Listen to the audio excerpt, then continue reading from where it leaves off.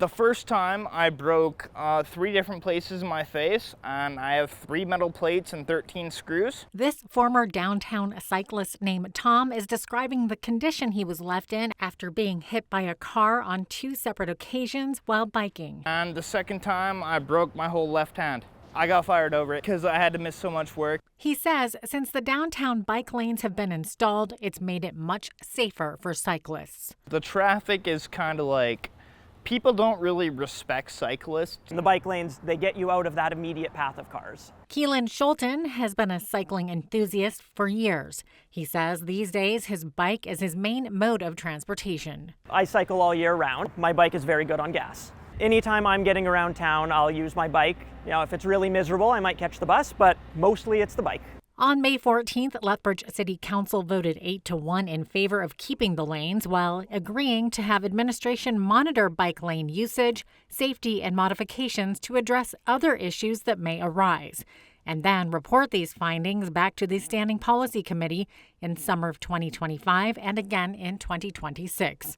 Council cited part of their reason to keep the lanes going was the feedback they received from the public during the April 25th Community Conversations event held at NMAC Center, where they had an information booth set up specifically about bike lanes. And it's been nice that some of the concerns that we're hearing about are some of the concerns that have been addressed already. So we have the snow clearing, which we've changed our operations in how the bike lanes get cleared. And we've also are still hearing about the accessibility issues.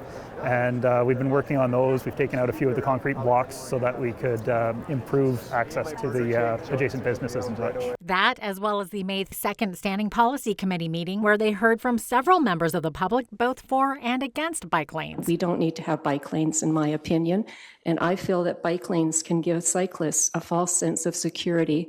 What the bicycle paths have done for me is allowed me to take my daughter downtown by bike.